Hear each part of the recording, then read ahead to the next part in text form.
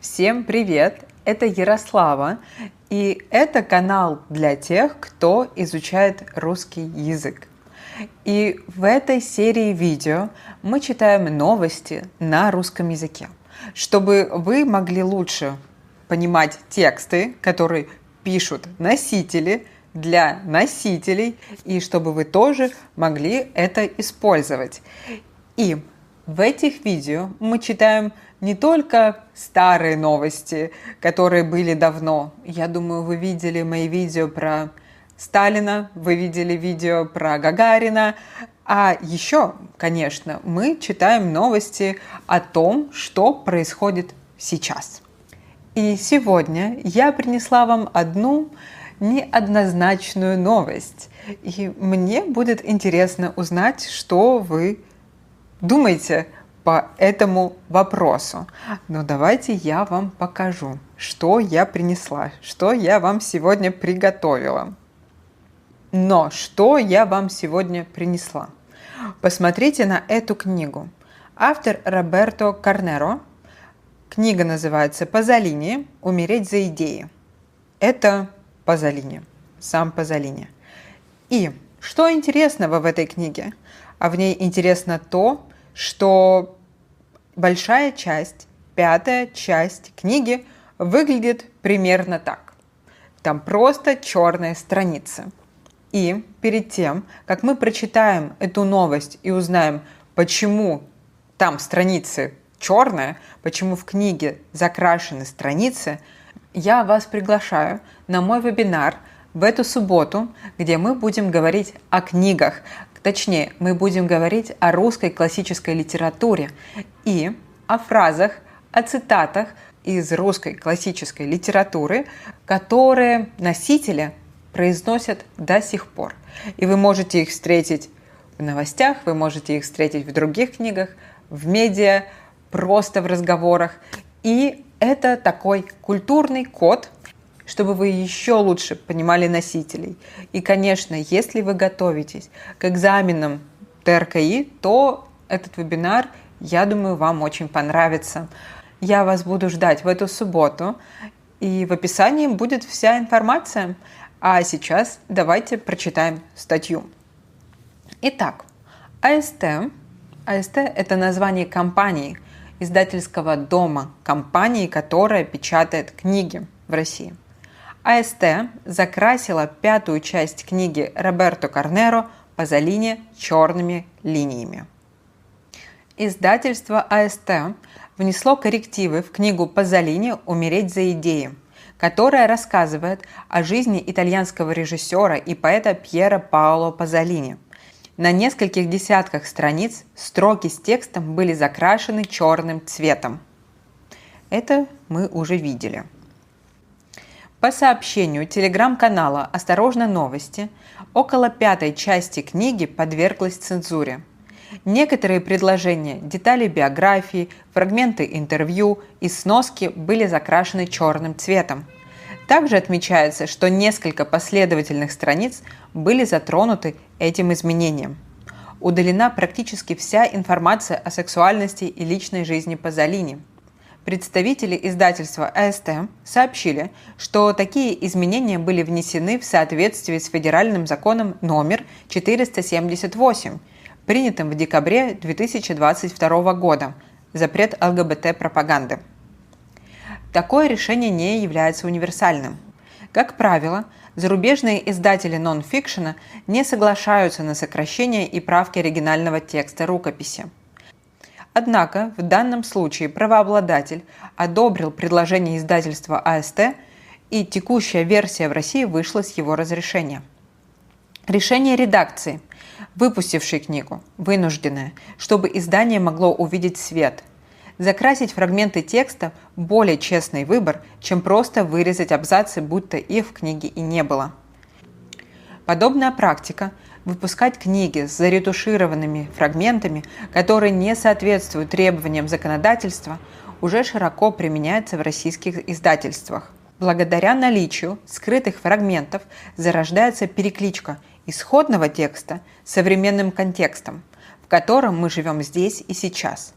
Кроме того, книга становится артефактом эпохи, атрибутом перформанса, художественного высказывания. Не случайное и название книги, в которой вышло издание «Картина времени». Возможно, сигнальный экземпляр книги в скором времени станет экспонатом одного из музеев современного искусства. Дали комментарий в пресс-службе АСТ. Ну что, сейчас я немного расскажу, как продаются книги в России, а вы, пожалуйста, напишите, как это в вашей стране, похожая практика или нет, может быть, есть какие-нибудь отличия, но я думаю, как обычно, я думаю, как и везде, у нас есть онлайн-магазины и есть офлайн-магазины, обычные магазины, куда читатель, покупатель приходит своими ножками. И в этих магазинах на каждой книге есть специальная маркировка, почти как у фильмов. Я думаю, что вы знаете, что у фильмов есть маркировка, например, для всей семьи, или можно смотреть детям в присутствии родителей, или 18+, например, маркировка. В России такие категории есть еще у книг. Например, 0+, понятно, это для всех и для детей, для любого возраста, 6+, 12+, плюс 16, 18+. То, какую категорию дадут книги, зависит от того, что там написано и как написано. Например, самое понятное, если в книге есть мат, или по-другому мы называем мат нецензурная лексика. Если есть описание насилия психологического, физического, если есть сексуальные сцены, откровенные сцены, по-другому можно сказать, если есть описание каких-то противозаконных действий, например, бандитизм, терроризм или алкоголизм, наркомания, например. И если я правильно помню, то книги 18+ продаются в целлофане, то есть их нельзя просто открыть в магазине.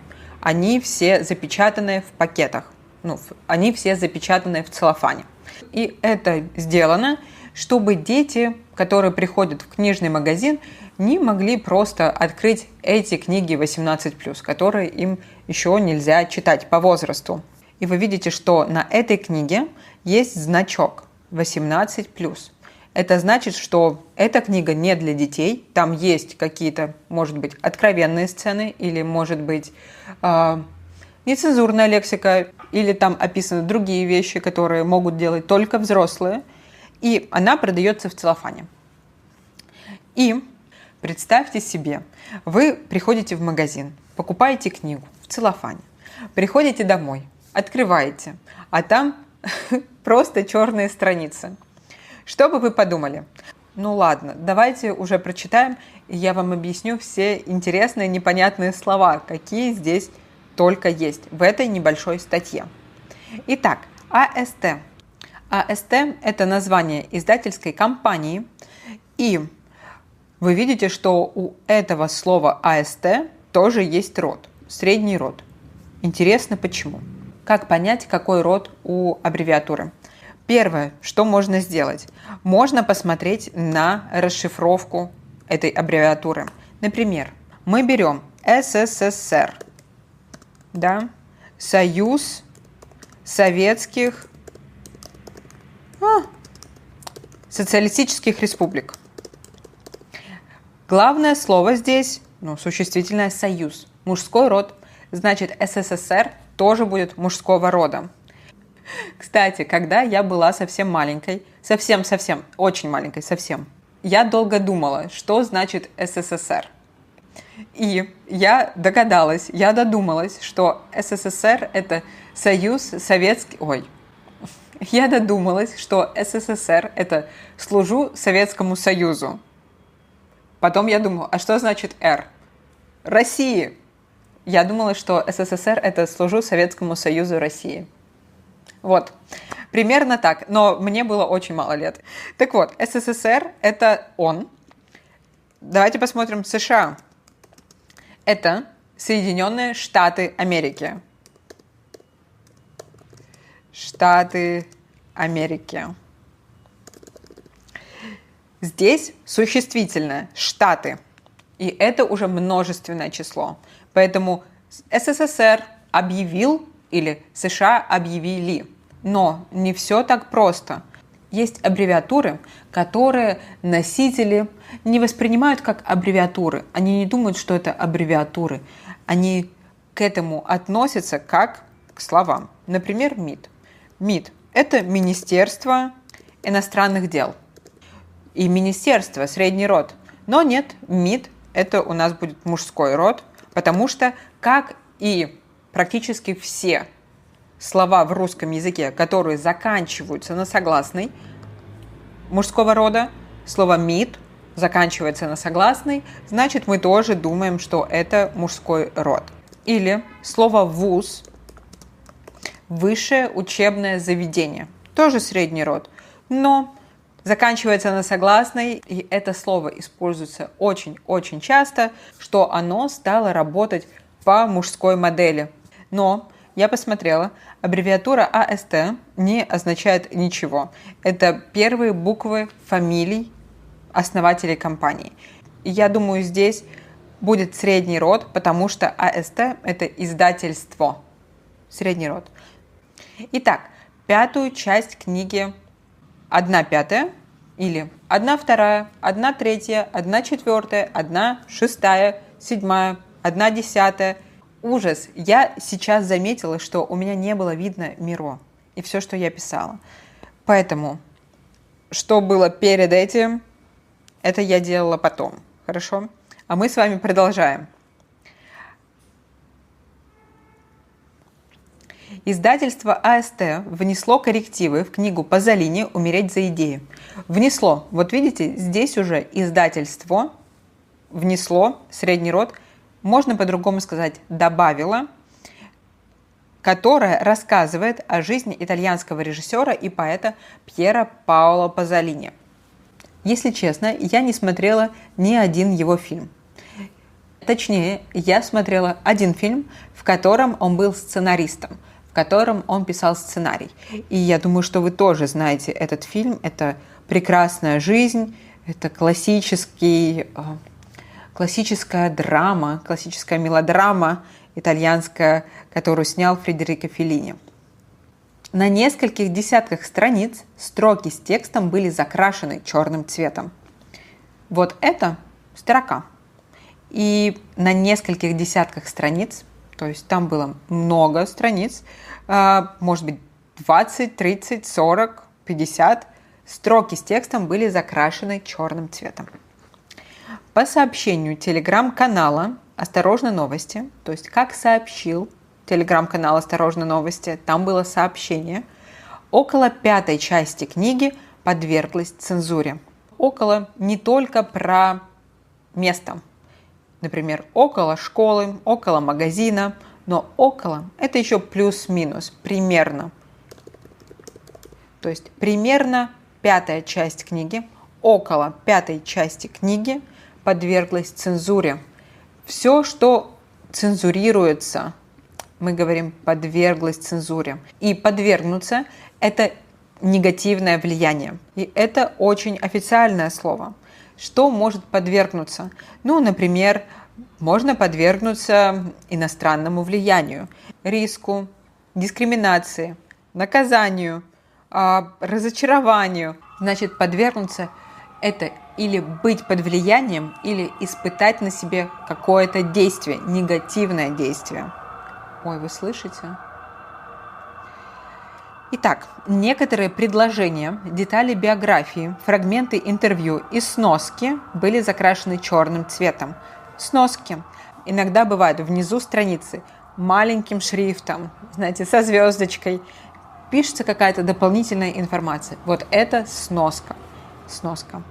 Были закрашены черным цветом. Также отмечается, то есть тоже заметили, тоже в этом сообщении говорят, что несколько последовательных страниц были затронуты этим изменением. Последовательное. У нас уже было слово «последовательно». Это шаг за шагом, один за другим, последовательно. И здесь несколько последовательных страниц, то есть одна за другой страницы были подвергнуты этим изменениям, были затронуты этим изменением. удалена практически вся информация о сексуальности и личной жизни Пазолини. Представители издательства АСТ сообщили, представители, как амбассадоры. Представитель – это человек, который говорит от лица компании, например, или другого человека. И здесь представители издательства АСТ сообщили, что такие изменения были внесены, у нас уже было это слово, издательство АСТ внесло коррективы, то есть добавило коррективы, а здесь, что такие изменения были внесены, то есть добавлены в соответствии с федеральным законом 478, который приняли в декабре 2022 года, то есть запрет ЛГБТ-пропаганды. Итак, что они говорят? Такое решение не является универсальным. Можно сказать, такое решение не универсальное. Как правило, обычно, скорее это не обычно, а чаще всего или очень часто, или обыкновенно зарубежные издатели, то есть издатели из-за рубежа и из других стран, нон-фикшена не соглашаются на сокращение и правки оригинального текста рукописи. Итак, non-fiction. Да, мы используем это слово. Книги non-fiction, я думаю, делятся на две категории. Первая категория – это науч-поп, то есть научно-популярные книги, в которых ученые или журналисты рассказывают про какие-то научные факты, но понятным языком для всех людей. Это науч-поп, научно-популярные книги. И есть такой психологическая категория, то есть это книги по саморазвитию. Книги по саморазвитию, чтобы развить самого себя. Хотя, наверное, биографии тоже входят в нон-фикшн. Зависит от количества фантазий в этих биографиях. Так вот, зарубежные издатели нон-фикшена не соглашаются, они не согласны, они не хотят на сокращение. Сокращение, когда уменьшают количество текста. Например, было длинное предложение, его сократили и сделали короче. Слово «сокращение» от слова «сократить» – «короткий». Значит, они не соглашаются на сокращение и на правки оригинального текста, то есть чтобы текст меняли, чтобы были какие-то изменения в тексте, в оригинальном тексте.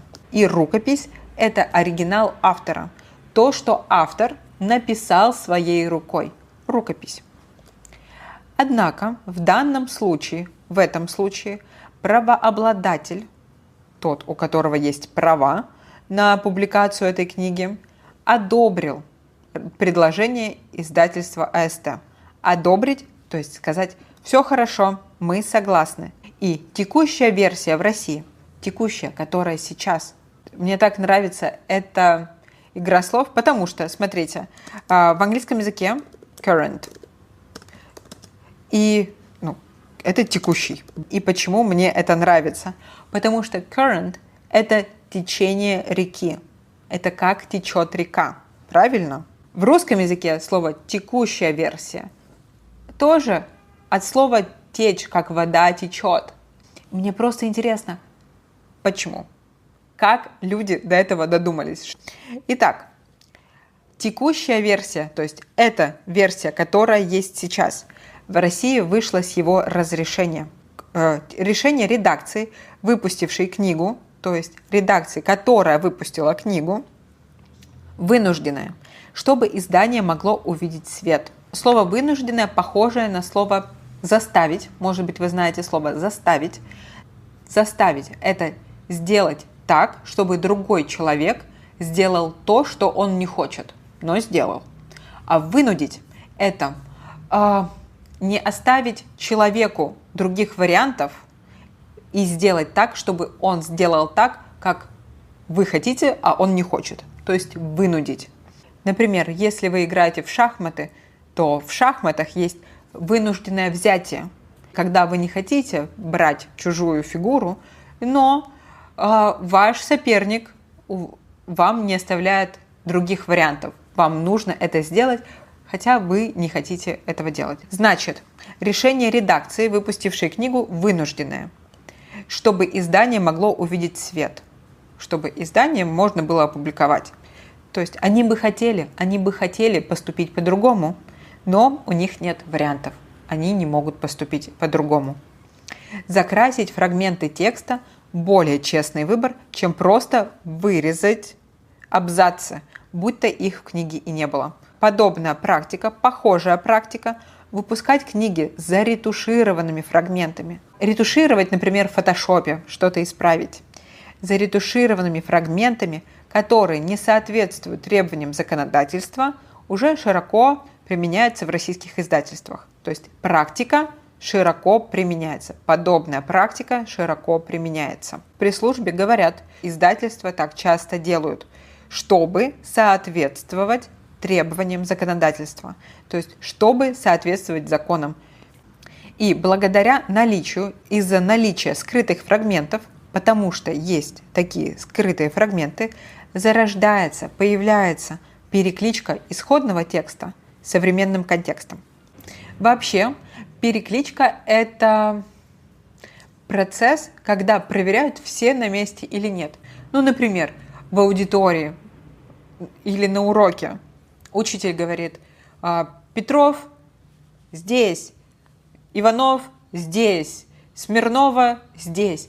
И учитель, например, называет всех по именам, и в ответ студенты, школьники говорят: я здесь, я здесь, я здесь. Это перекличка. И эта практика показывает, что исходный текст посылает сигнал современному читателю, современному контексту, и современный читатель в ответ тоже что-то отвечает автору. И, значит, есть такой обмен. Автор рассказывает про жизнь Пазолини, как общество и как мир воспринимали его сексуальность, его ориентацию, сексуальную ориентацию. И мы видим, как сейчас мир тоже воспринимает его сексуальную ориентацию. Кроме того, книга становится артефактом эпохи, показывает эпоху, атрибутом перформанса, художественного высказывания. Мы уже говорили про нон-фикшн. Другая категория литературы – это художественная литература. Это художественная литература. И художественная литература – это все про фантазию. Это продукт фантазии и мыслей автора. Художественная история значит, что эта история не настоящая. И здесь книга становится артефактом эпохи или атрибутом перформанса художественного высказывания. Зацензурированная версия книги – это уже высказывание, это уже протест, художественный, креативный протест. Это что-то, это перформанс. Не случайно, то есть это не совпадение, это не просто так, не случайно. И название серии, в которой вышло издание, то есть в которой вышла эта книга, называется «Картина времени». И в этой серии публикуют книги, которые рассказывают про проблемы, про социальные дилеммы в разное время. Возможно, сигнальный экземпляр, не знаю, что значит сигнальный экземпляр книги в скором времени станет экспонатом одного из музеев современного искусства. Далее комментарий в пресс-службе АСТ. Мне интересно, что вы думаете о таких перформансах, о таких законах. Знаете, хотелось немного добавить остро-социального, такого controversial. Надеюсь, у меня получилось. И до скорой встречи в новых видео. И пока!